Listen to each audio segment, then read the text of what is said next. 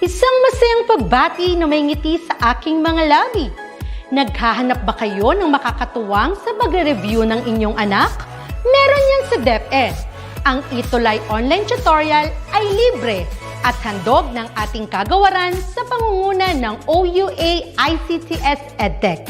Ito ay isang proyektong makatutulong sa mga mag-aaral, katuwang ang mga magulang o kasama sa kani-kanilang tahanan para masagutan at maunawaan ang mga modules. Hangad din ng programang ETUlay ang matulungan ang ating mga guro sa kanilang mga blended learning classes. Ang ating ETUlay ay mula kinder hanggang senior high school.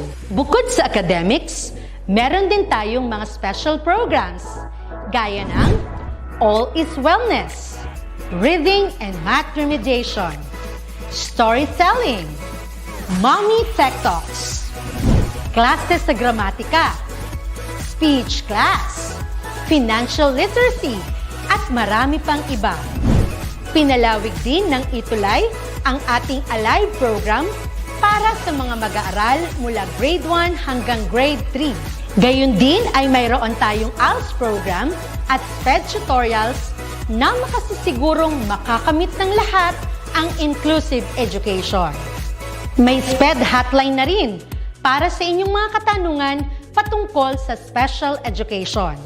Kaya, subaybayan mula Lunes hanggang Biyernes, mula 9:00 ng umaga hanggang 7:00 ng gabi ang ating ETUlay. Sa ating pagtutulungan, maiaangat natin ang bawat isa. Ating itutulay ang pagkatuto upang di mapigil ang pag-aaral ng kabataang Pilipino.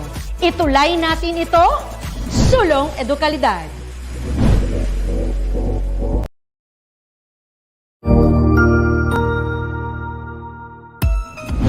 Mabuhay! Good day to all! I am your tutor Madge. Welcome to ETUlay, a free online tutorial, an initiative of the Department of Education, Information and Communications Technology Service, Educational Technology Unit, ICTS EdTech. This program is aimed at helping and assisting learners from kindergarten, senior high school, ALS, Alive, and SPED learners.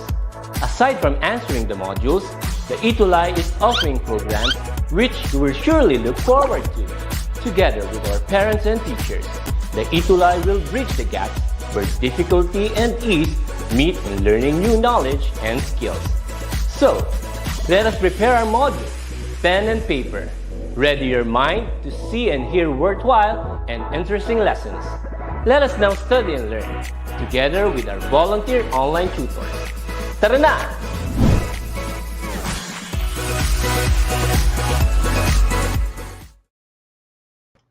Good morning, everyone, and happy Friday! Happy Reading Remediation Day! Ayan.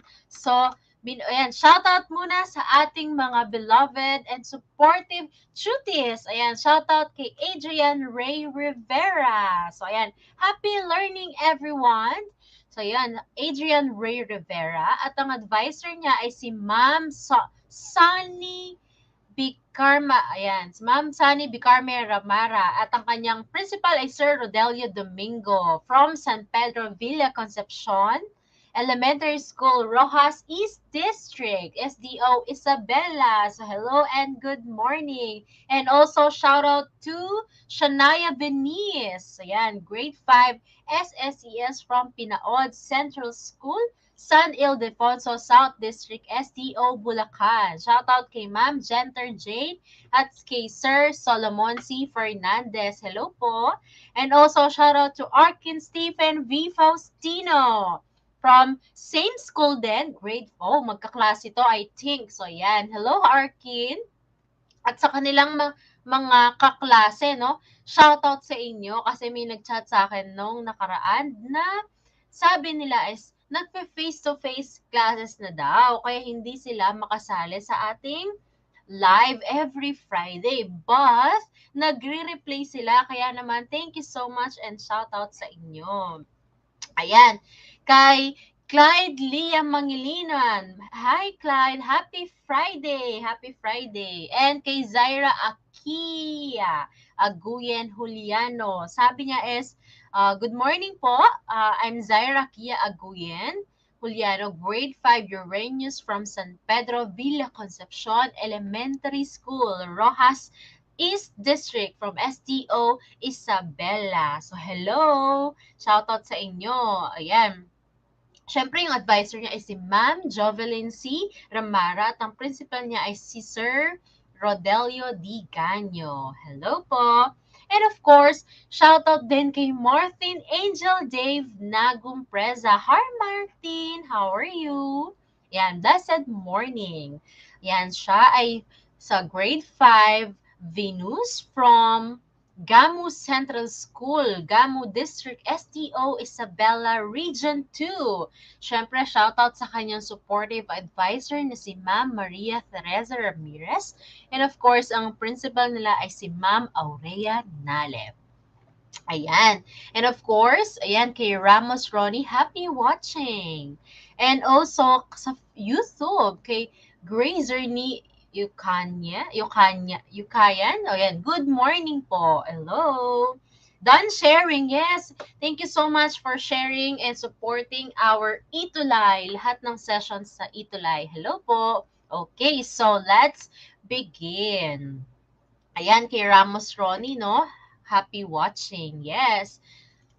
Okay, so let's begin with the readers of the week, of course. And ayan, humabol. Shoutout kay Gerald R.V. Dula Cantor. So, ang advisor niya ay si Ma'am Sunny Bicarme at ang principal na ay Sir Rodelio from San Pedro Villa Concepcion Elementary School. Ayan, nanonood din si Luen Pacana. Hi po, hello, from YouTube. And ayan, si Eliza Jane Antriguinho from Malasin Elementary School, SDO City of Ilagan, Isabela. So, shoutout sa kanyang advisor na si Ma'am Joanne Agustin Molina Darbin. And also kay Cassandra Bayawa from grade 4, Caglayan Elementary School,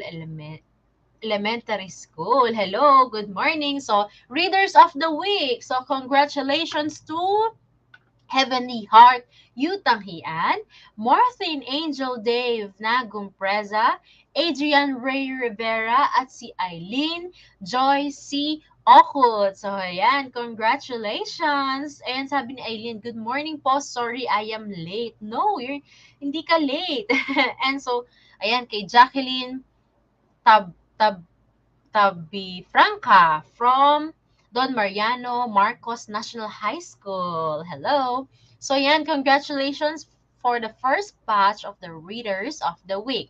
And the second batch, of course, congratulations to Clyde Liam Mangiliman, Shania Venice de Jesus, Trisha Lorraine M. Paguyo, and of course, kay Zaira Akia Aguyen Juliano. Congratulations! Itong mga readers na to ay walang palya. Every week ay nandyan. At sa lahat ng mga sessions sa ating ETUlay, nandyan sila. Ayan, si Ramos Ronnie ay from same school din sila ni Adrian na San Pedro Villa Concepcion. Hello!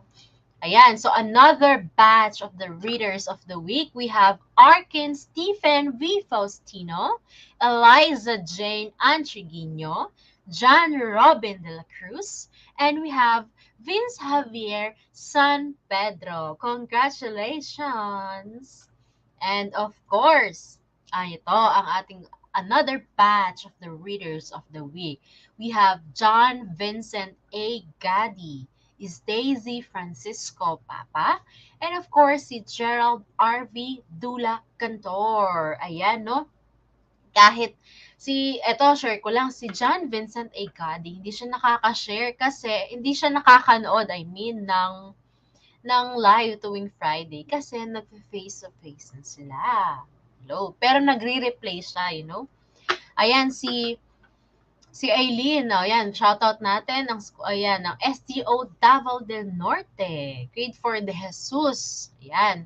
And si Ian J. Herrera. So, Ayan din, same school din, San Pedro Villa Concepcion Elementary School. So, hello sa mga taga San Pedro Villa Concepcion. Okay, so quarter 4 and week 4 na. Ang bilis, no? Week 4 na nga. And pakunti-kunti, matatapos na ang ating school year. So, our topic for today is about determining the mood, tone, and purpose of the text. Ayan. And nga pala, si Faith din ay nagfe-face-to-face classes na daw. Kaya hindi siya makasali sa ating live. But it's okay. Kasi nagre-replay naman daw sila. Okay. So our lesson objective is you have to, that at the end of this remediation, is you have to determine the mood, the tone, and the purpose of the text. Ayan. So let's proceed to the word of the week. Our word of the week is the word determine. Again, our word of the week is the word determine. It is a verb meaning to settle or decide by choice of alternatives or possibilities, and to find out or come to a decision. Again, our word of the week is the word determine. Can you say it with me? In 1, 2, 3. Determine. So, when you say determine, is you have to figure out, or you have to decide, or you have to look for a solution. And or in Tagalog is tukuyin, or you have to magpasya, decide. You have to tukuyin or magpasya, something like that. So, other term for the word determine is ascertain. The synonym word of determine is ascertain. You have to figure out, dapat tukuyin mo, you have to be ascertain, something like that. So, can I ask you to make your own example or sentence using the word determine? So my example is this one. Arkin, Arkin Stephen V. Faustino is trying to determine what happened to his classmate. So Arkin is trying to look or to figure out what happened to his classmates. Now, do you understand what is determined? Well, I hope so. And another example is an autopsy will be performed to determine the cost of death. Something like that. So, example of Eileen Okot, sabi niya, I determined that all of the students have to attend DepEd ETUlay online tutorial every day. Yes, good, nice example, Eileen. Si Martin naman, sabi niya, is the demand for a product determines its price. Wow, what a nice example, Martin. And si Adrian Ray, sabi niya is he believes that one's personality is determined mostly by genetics. Wow, what a nice example, Adrian. Good job.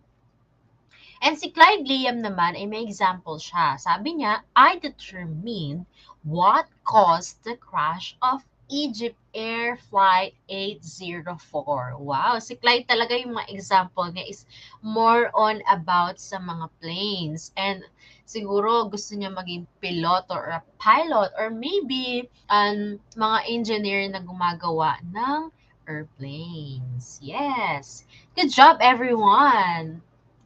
So, last week on reading remediation, the travelers, you, the grades 4 to 6, helped Twinkle surpass the challenge towards the king moon. Wow! Thank you, dear travelers.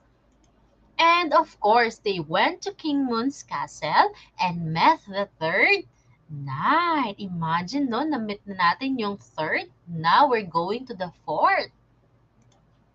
So, let's review. Are you guys excited for our review session? Remember, di ba, we discussed the 13 different story genres, right? So, let's begin. So, for our review is you have to choose the letter of the correct answer. Before you answer, you have to put the number or write down the number and then your answer. So, let's begin. Number one, a folk tale that often teaches a moral lesson using animals as characters. A, fable, B, myth, or C, legend. Is it letter A, letter B, or letter C? A folk tale that often teaches a moral or lesson using animals as characters. Is it A, B, or C?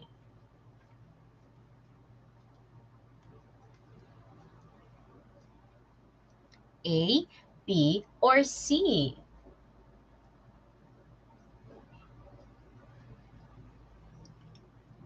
Ayan, let's see. Okay, so sino ba yung sabi nila, all of them, all of you, you answered letter A. Si Kyle Joseph Salvador Tubaon. Hi, Kyle Joseph. Si Martin Angel Dave A din ang sagot. Shania Venice, Arkin Stephen, Eileen Okut, Zaira Akia, Adrian Ray. Sino pa ba? Ayan, okay. All of you, you answered letter A. So let's reveal the answer. So si Kyle, shout out sa kanyang school from San Juan Elementary School, Santa Rita District, STO, Pampanga. Hello. And of course, ayan, ang sagot ay letter A.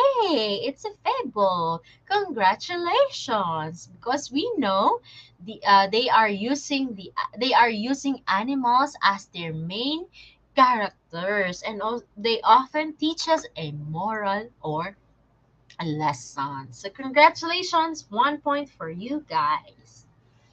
And for item number 2, a fictional story with real and made up characters that is set in the past. Nakaraan. A fictional story with real and made up characters that is set in the past. Ay, nadoble, sorry, typo, nadoble ang THE. Sorry.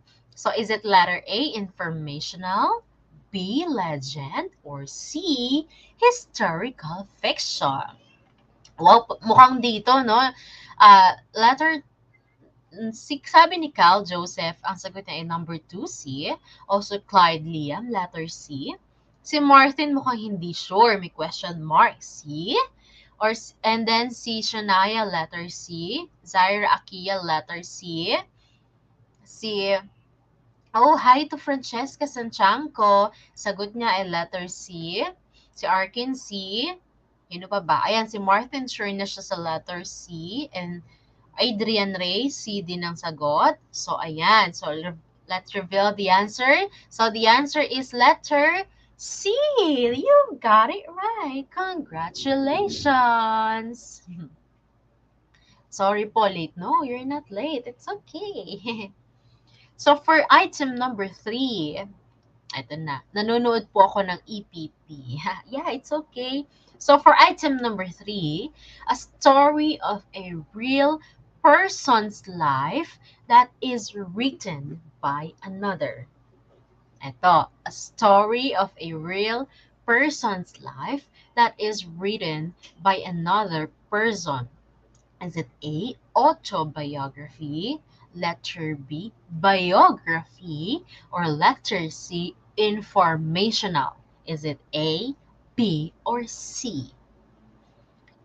Si Shania, mukhang hindi siya sure, no? Letter B. And also Adrian, Ray, letter B. May question mark. Si Arkin, sure na sure, letter B ang sagot niya. Martin, talagang hindi siya sure, double question marks. Ayan, si Francesca, letter B ang sagot niya. Si Zaira, not sure din. Ang daming question mark.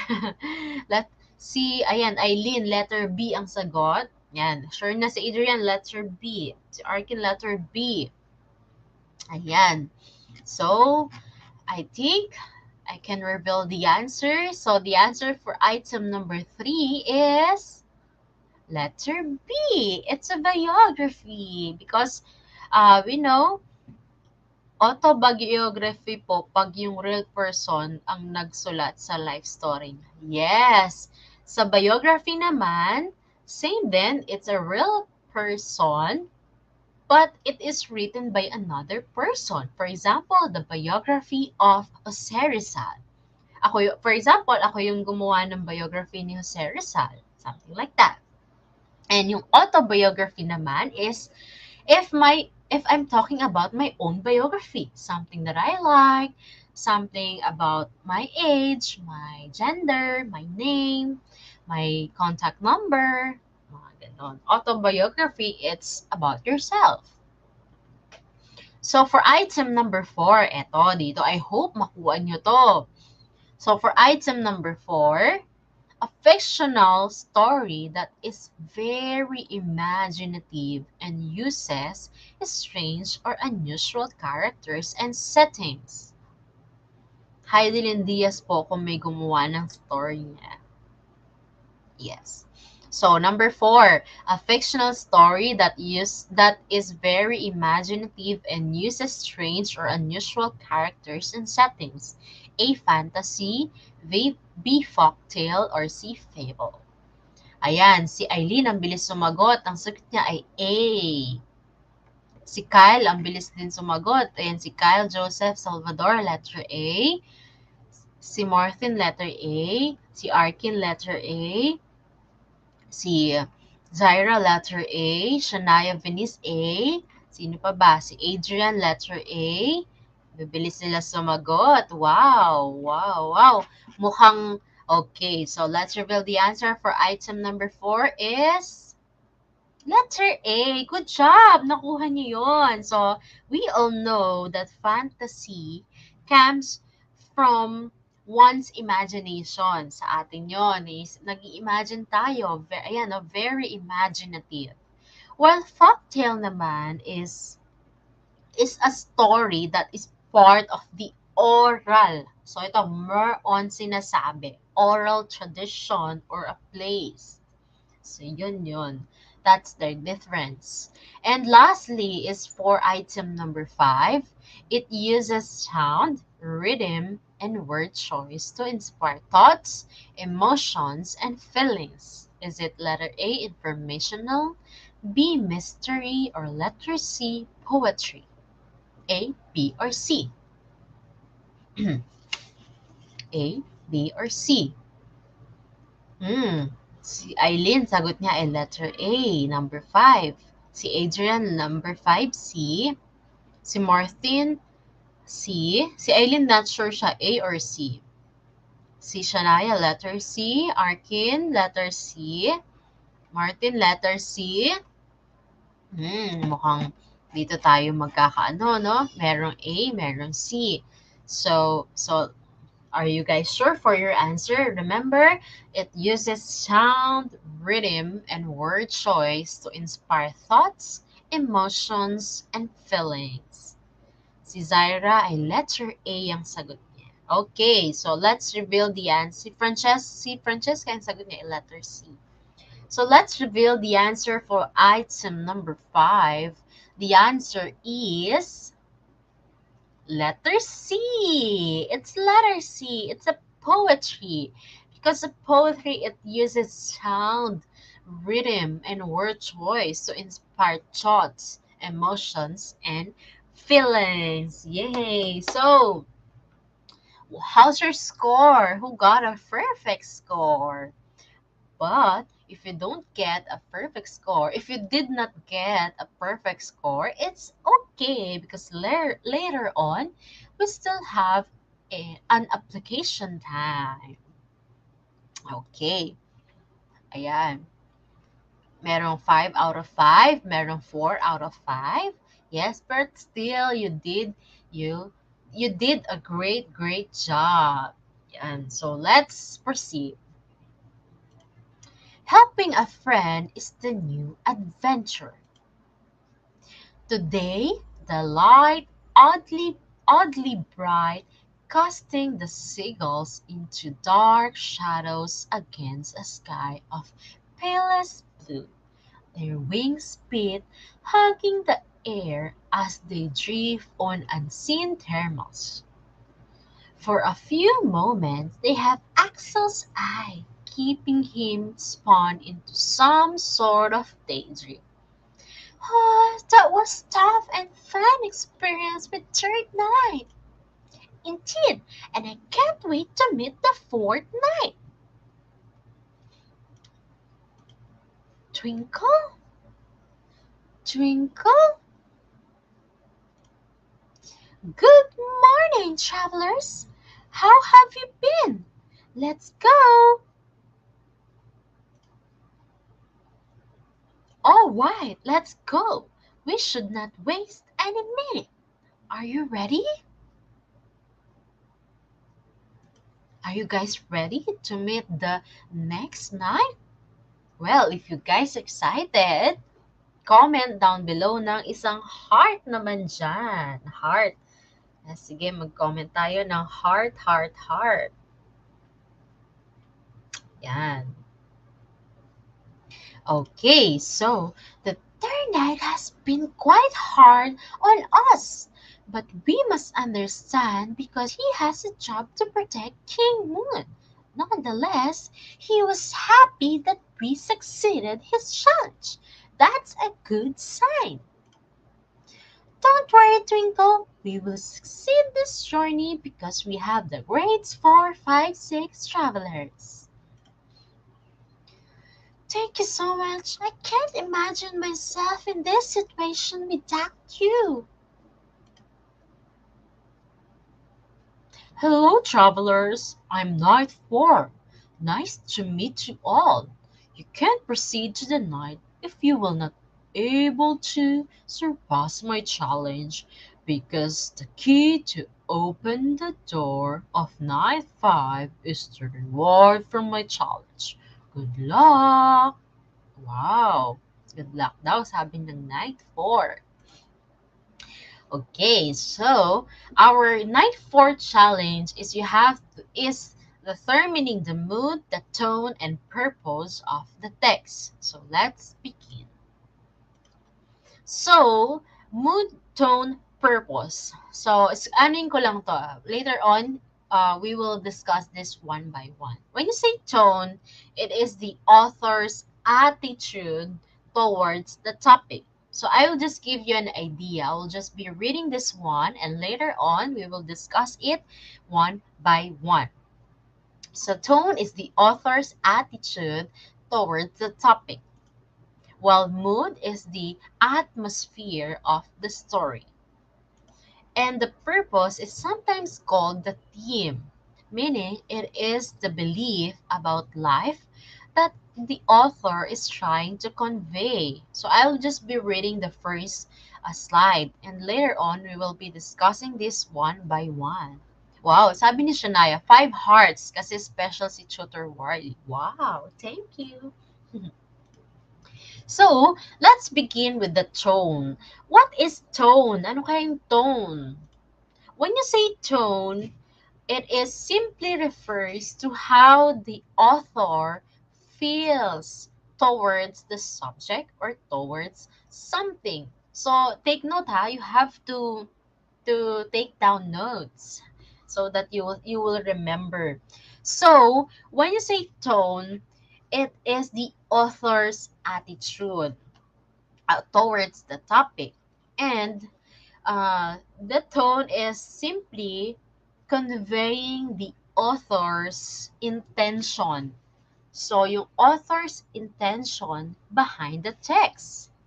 And also, the tone is a way to show the attitude. So simply, yung tone is more on about the author.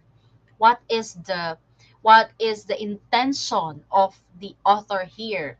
So it is a way to show the attitude of the writer or the speaker. So in the tone, it express through the words, so express through the words or details that the author, he or she selects. So remember, the tone simply refers to the author's feels, author's attitude. So yun, more on author reader siya. So author-centered siya, something like that. I hope you understand that one. And eto. So, yung tone, there are different kinds of tones. We have the positive, we have the neutral, and the negative that the author wants us to feel. So, the first one is positive. So, so when you say positive, so these are the example, maybe a cheerful, playful, joyful, excited, or optimistic, and many more. More on about positive side. Uh, about the author's attitude. So if the author writes something like about cheerful one, or if the author wants to write something about being excited in the story, something like that. And we have the neutral. When you say neutral is gitna lang, middle. So maybe formal, serious, informative, humble, and sincere, and many more. That's neutral. And the last one is we have the negative. So, negative is the opposite of positive. So, ito na yung accusatory, bitter, harsh, sarcastic, or angry. Something like that. That's positive, neutral, and negative. So, I hope you still get my point, ha? Ayan, wait lang. Nawawala yung ano ko. So, okay. So, I have here my example of the tone. Yan, you will guess ano yung tone na ginamit ng author. So, the first one, I never wanted to see that movie, but my annoying little sister kept pestering me.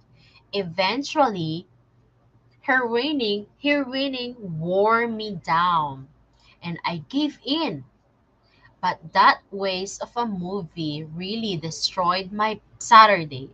So what is the tone of this text? Is it cheerful, bitter, or excited? What do you think? What do you think is the tone of this one? Is it cheerful, bitter, or excited?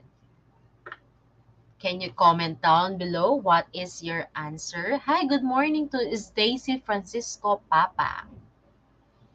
So you have to choose, is it cheerful, bitter, or excited?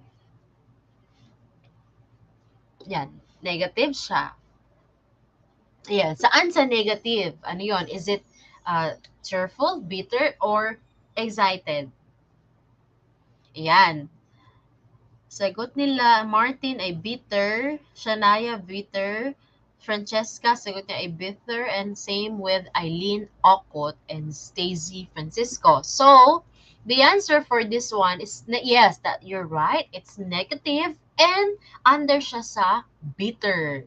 Why? Kasi, the word annoying, pestering, waste, and destroyed. So, yun yung mga keywords. Kaya it is negative and under siya sa bitter.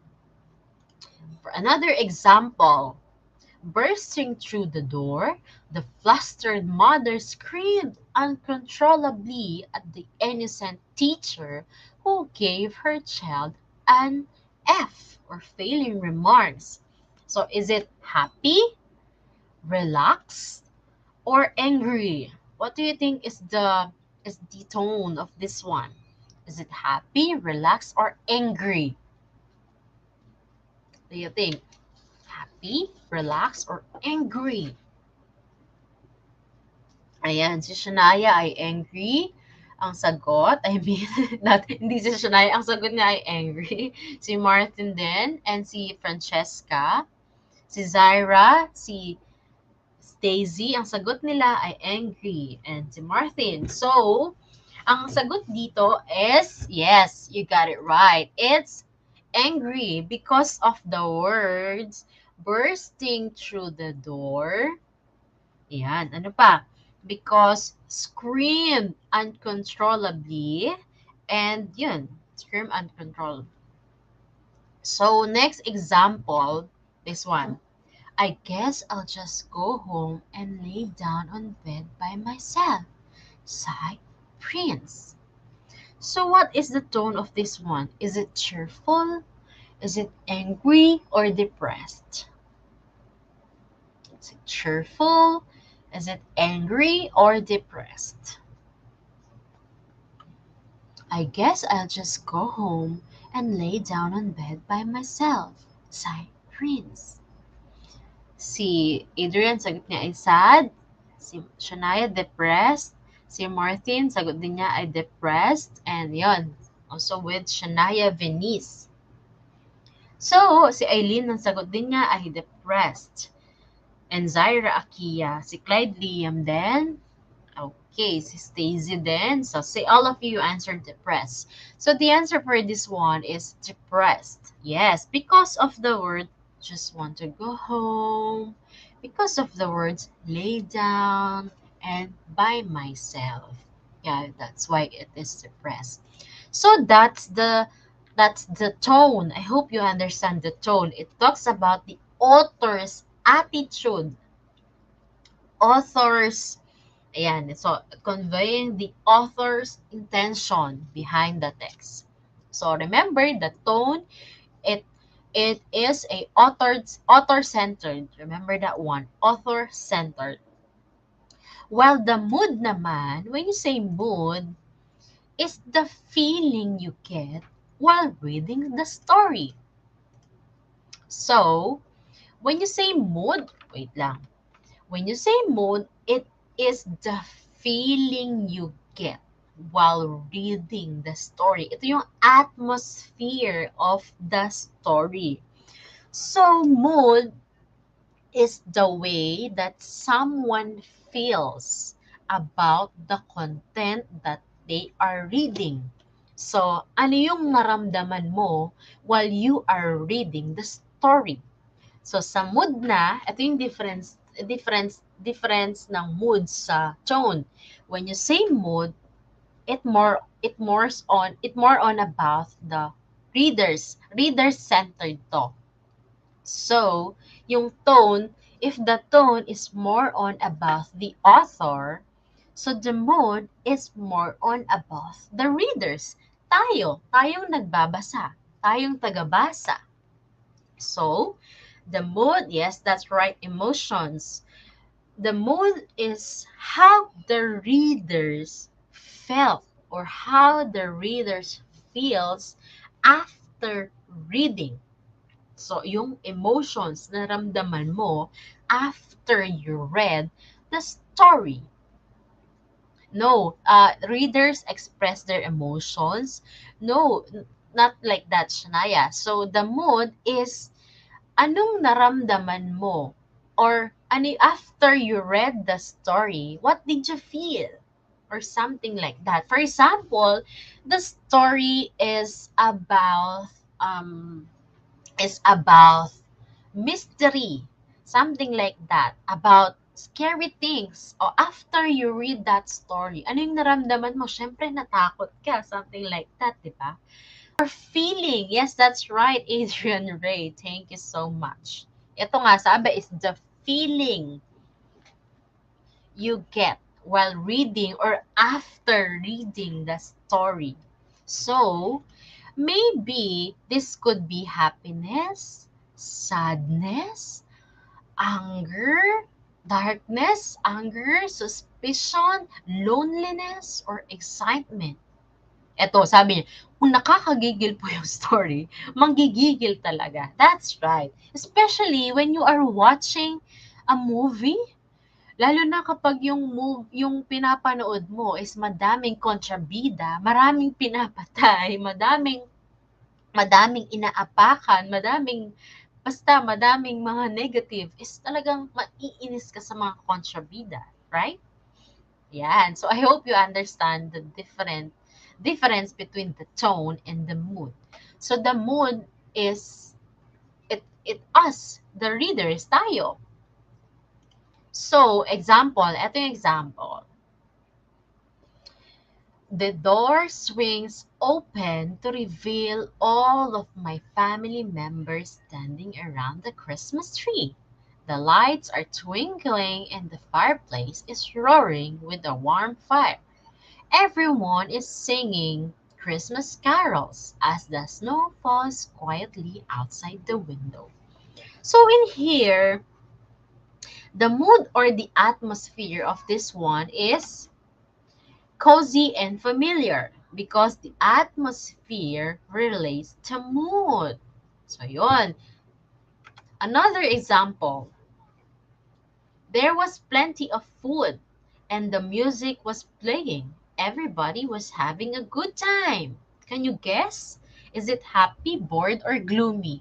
What is the tone or mood of this? Or what is the mood? Sorry, what is the mood of this one? Is it happy, bored, or gloomy?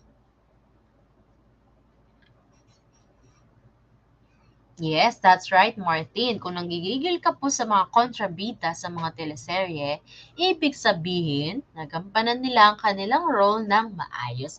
That's right. Kaya kasi yun yung role nila eh. So yun, magaling silang actors and actresses. Si Shania sabi niya ay happy and same with Eileen and Stacy Francisco Papa and Adrian Ray and Martin. Yes.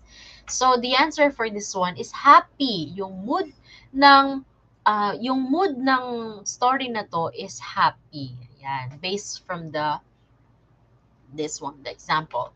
So another example of the mood, it was dark and gloomy and the dogs were howling in the night. So what is the mood of the story? While reading this one, ano yung naramdaman mo? Afraid? Angry? Or thankful? While reading, what feeling did you get? Is it afraid, angry, or thankful? Ayan, no? Darkness, scared, nangingilabot, afraid, nervous. Yes, lahat na, no? Lahat na pumapasok. Sorry. So the answer for this one is afraid. Yes, tama din yung scared, tama din yung nervous, tama din yung ano pa ba, yung nangingilabot. Yon, that's right. So afraid, in short, afraid. Yon. So that's the mood. So here is the difference between the tone and the mood. So again, when you say tone, it is writer or author centered. So more on about the author. And when you say mood, it talks about the reader centered siya. It talks about us or you. So what is their common? So they both of them, they convey emotions through words. So through selected words. So remember this one. Tone, it is a writer centered, while the mood is the reader centered. I hope you still get it. So yan. Okay. So let's proceed with the purpose. So what is purpose? So when you say purpose, it is an author's purpose is his reason for or intent in writing. So maybe to inform, wait lang. So maybe to inform, to entertain, or to persuade.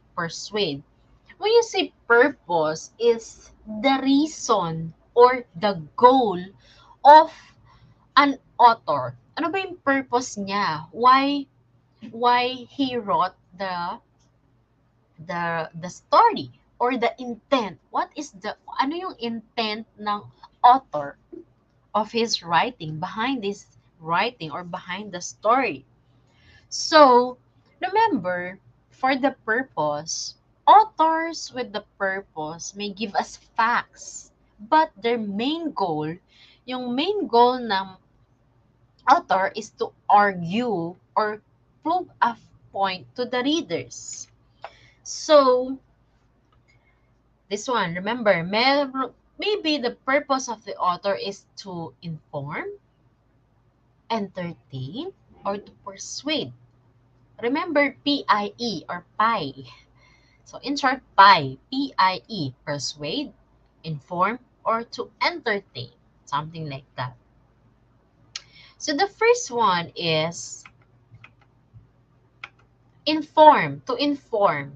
What is to inform? Maybe the author's purpose is to inform. So, meaning he is teaching or giving information to the reader. In short, is to give information about the subject. For example, Filipinos have the culture of respect towards the elderly. It is shown in different traditions like pagmamano, and saying po and opo to older people. So, the purpose of this story is to inform. So, ito, nagbibigay lang siya ng information. So, something like that, about facts. And another example is eating too much cake and not exercising will give us health problems. So, do you understand now? Just to give information about the subject. So, that's the inform. Si Mark Renz Canlas Munoz. Opo. And the next one is entertain. When you say entertain, is the author writes to tell you a story that you will enjoy. So this one is to amuse or delight. So the author's purpose is to captivate the interest of the audience para pasayahin niya kayo. Entertain nga entertain. For example, yung mga fantasy stories. So example, once upon a time in a magical kingdom, there lived a great hero. He was about to set out on a dangerous quest. O, di ba? Exciting yun. Nakaka-entertain yung mga ganon. And a story about three friends that go on a crazy adventure. Wow, siguro, ito while reading this one, talagang ma-entertain ka, no? Para ka na rin nasa crazy adventure. So, example, the text is about loving our beloved parents. The author wants to inform that to us. Yes, pwedeng to inform and to entertain din. Kasi, it talks about loving our beloved parents din, di ba? So, that's agad pong gusto ng part 2. Yes, that's right. Yun yung goal ng entertain. Parang you will crave for part 2. And the last one is to persuade. When you say persuade, is the author writes to convince you to something or believe what they are saying. Ito, kino-convince ka niya, pinipersuade ka niya to believe in what they are saying, kung ano yung sinasabi ng author. So this one is to convince the reader to agree with the author's point of view. So, ang purpose ng author dito is to give facts, but their main goal is to agree or prove a point to the readers. So, that's the persuade, ha? So, example of this one is, every house should have a dog. They are cute, loyal, and will protect your house. So, di ba, dito, para tayong hinihikayat. So, in short in Tagalog, hinihikayat niya tayo. He is trying to convince us to have a dog. So, di ba? Every house should have a dog. They are cute, loyal, and will protect your house. So, ito, ang main goal niya is to give facts to convince us, but to argue or prove a point. So, gusto niya is maniwala tayo sa kanya. And I think it is a it's true. Yeah, the dogs are cute, loyal, and will protect your house. But not everyone wants a dog, right? Because not every house in the Philippines should have a dog. Hindi naman lahat ng tao gusto ng dog. So remember, sa first rate is the main goal of the author is to argue and prove a point. Gusto niya is maniwala tayo sa kanya. Yes, some of the Filipinos, they don't like dogs, they don't like pets, they don't like animals in their house, something like that. And another example of to persuade is rules are very important. They help keep things running smoothly. Rules let you know what you can and cannot do, whether you are playing a game or explaining to act in class. You should follow rules. They help people get along. Ito, I believe this one, kasi para tayong hinihikayat para maniwala tayo sa kanya. So, this one is good. So, it's reading time. Oh, we still have time pa, no? Medyo bibilisan lang natin. So, wow, do you have a dog? Who has a dog here? Can you comment down below yung emoticons ng dog dyan? So, our topic, the title of our story is about Snow the Brat Puppy. I have been waiting for my treat since this morning, but nothing was given to me. What's wrong with the human mom? I hate this day, exclaimed Snow the Brat Puppy. What should I do, Mika? My baby Snow doesn't want to eat. She's been ignoring her kibbles since this morning. Is she sick? I am so worried, said Alex to her friend through a phone call. Worry not, my friend. Maybe she's not just in the mood today. It happens even to puppies, answered Kyla. Seriously? Oh yes, she's right. I am not in the mood because what I want is a treat and not a plain kibble. I want a snack, not a meal. My day is already ruined, said Snow. My love, what's wrong? You make me so worried. I can't even go to work because I don't want to leave you alone. Please stop making Mama anxious, my love. Eat your food already, Alex whispered while caressing Snow's forehead. I'm so sorry, Ma'am. I should have not done that. I don't want you to be sad and worried because of me. I was too much. I always take your love for granted and take advantage of your patience. I'm so sorry, said Snow, then went straight to her food and ate it joyfully. Thanks God! She has eaten already. I was so afraid that I might have done something bad that made her sick. That's why she doesn't want to eat. Maybe you are right. She's just not in the mood. Thank you, friend. Relieved now, said Alex to Mika. The end. So that's the end of our short story. So our story is made by Tutor Alex. Hi, Tutor Alex. Shout out to you.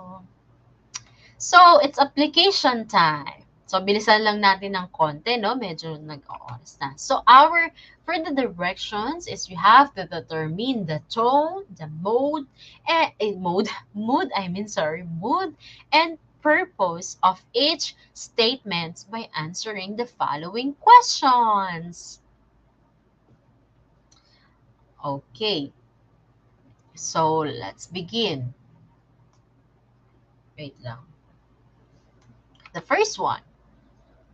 I have been waiting for my treat since this morning, but nothing was given to me. What's wrong with What's wrong with the human, Mom? Sorry, a typo. What's wrong with the human, Mom? I hate this day. What is the tone of this statement? Is it A, neutral, B, positive, or letter C, negative? Shania, sagot niya letter C. Same with Eileen. Si Zyra din, letter C. Si Daisy, si Francesca, si Martin, si Adrian, ang si Mark Renz, ayan, letter C ang sagot nila. Okay. So the answer for, let's reveal the answer. The answer for this one is letter C. Yes, it's negative. Yan, di ba? Yung tone ng statement na to is negative. So number 2, Alex whispered while cursing Snow's forehead. What is the tone of this line? A, neutral, B, positive, or C, negative? Curse. Is it A, B, or C? Neutral, positive, or negative? What is your answer for item number 2? Sagot ni Shania, letter A, but not sure siya because of the question mark. Si Zyra, letter A. Si Francesca, letter A. Si Eileen, parang A, B, or C. Si Adrian, letter B ang sagot. Si Martin, letter A. Okay. So, I think I can reveal this one. So, the answer for this one is A. Neutral lang siya. Neutral. Hindi sinabi is kung masaya ba si Alex or hindi na-prove if it is positive siya or negative ang sign niya. So, neutral lang. No, it's letter A. Yes, it's letter A ang sagot. Hala, sabi niya ni Francesca. So for number 3, thanks God, she has eaten already. What is the tone of this line? Neutral, positive, or negative? Thanks God, she has eaten already. What is the tone of this line? Neutral, positive, negative? Si Eileen, letter B. Shania, letter B. Francesca, letter B. Stacy, letter B. Mark Renz, letter B. Martin din, letter B ang sagot. Zyra Akia, letter B. And Adrian, letter B. So, let's reveal the answer. The answer is letter B. It is positive. Yes, kasi sabi dyan, thanks God. So, ibig sabihin, pag nag-thanks God, super saya mo na. Ayan. So, number 4. What is the mood did you get after reading the story titled Snow the Brat Puppy? Letter A, sad and happy. Letter B, excited. Or letter C, suspicious. What mood? Ano yung naramdaman mo after reading the story? The Snow the Brat Puppy. A, sad and happy. B, excited. Or C, suspicious. Si Eileen, A ang sagot niya. Si Shania, letter A. Same with Francesca, Martin, Mark Renz, Adrian Ray. You answered letter A. So, the answer for this one is letter A. You got it right. Congratulations. Sad and happy. And lastly is, what is the purpose of the story entitled Snow the Brat Puppy? Ano yung purpose ng author? A, to persuade. B, to inform. Or letter C, to entertain. Ano kaya yung purpose ng author? Number 5, A or B? Si Eileen, sabi niya A or B. Si Stacy, letter A. What is your answer? Number 4 pala yun. Si Adrian, sagot niya letter C. Si Shania, letter B. Francesca, letter C with a question mark. Martin, letter B. Si Mark Renz, letter B. Francesca, B or C? Same with Eileen, not sure. So let's reveal the answer. The answer for this one is C. To entertain. Yes, to entertain because the dogs are cute. Cute yung dog dito because the brat puppy, sabi.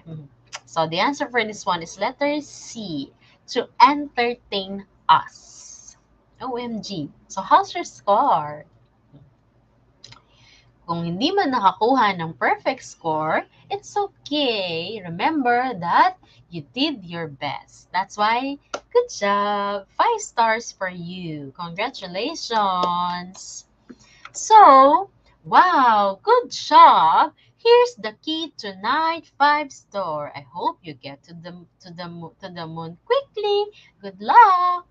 So for our lesson recap, we discussed determining the mood, the tone, and the purpose of a text. I hope we achieve our objective for today. We were able to determine the mood, the tone, and the purpose.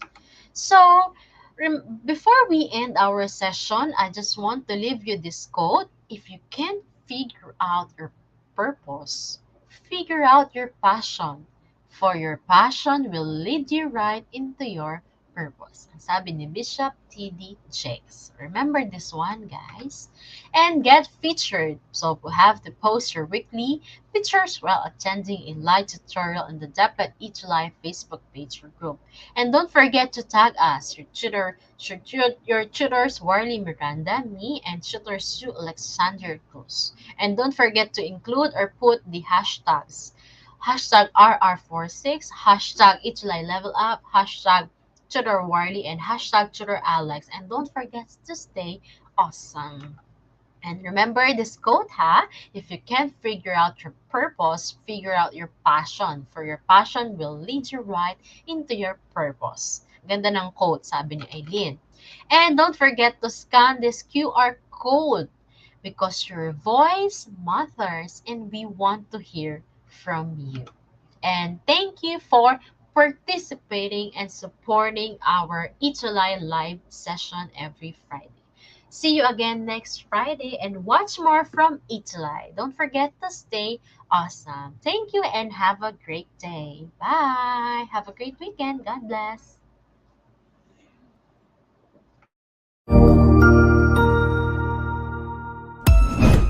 Ang husay naman!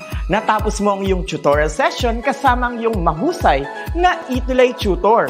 May bago ka bang natutuhan?